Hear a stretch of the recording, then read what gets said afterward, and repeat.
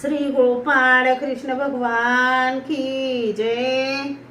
लीळा number 190। माकडाशी झुंजताना भट्टोबासांचा पराजय। एके दिवशी सर्वज्ञांना सकाळचा पूजा वसर झाल्यानंतर गावाच्या ईशान्येकडील अग्निकेष्टकाच्या देवळाकडे सर्वज्ञ फिरायला गेले।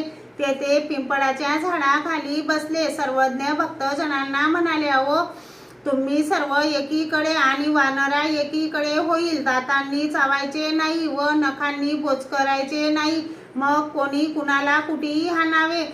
जी मग पांघरुणे ठेवली, श्रीचरणा लागले व झुंजायला लागले। ते भट्टोबासांना बुक्क्याने हाणत, कोपराने हाणत, लाथेने हाणत, परंतु भट्टोबास कशानेही आवरल्या जात नव्हते। माकड असे धरायला गेले तेव्हा भट्टोबासांनी लाथ मारली। ती लाथ जोराने लागली, त्याबरोबर माकड खाली जमिनीवर पडले, परंतु त्यांनी भट्टोबासांचा पाय जो धरला तो सोडलाच नाही। सर्वज्ञ आवेशाने उभे राहिले। श्रीकराने सदऱ्याच्या बाया वर केल्या, धरा धरा वानर्याला असे म्हणून सर्वज्ञ पुढे गेले। माकडाने पाय धरलेलाच होता। सर्व भक्तजन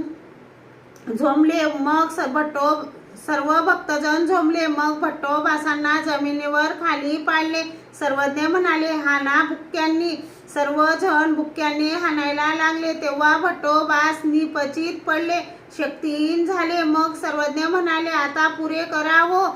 मग भट्टोबासांना उठवेना, कानोडे होऊन सर्वज्ञांच्या श्रीचरणा लागले। मग सर्वज्ञ म्हणाले, काय हो वानऱ्या, दुखवले म्हणून श्रीकराचा आधार देऊन उठवले। भट्टोबास म्हणाले, काहीच दुखत नाही, माझ्यावर अनेक वेळा ढाल तलवारीचे घाव व्हावेत। असे जे माझे दुःख भोग जोडले होते ते पाप माझे सर्वज्ञांनी नासून टाकले। मग सर्वज्ञ मठाकडे गेले। श्री गोपाळ कृष्ण भगवान की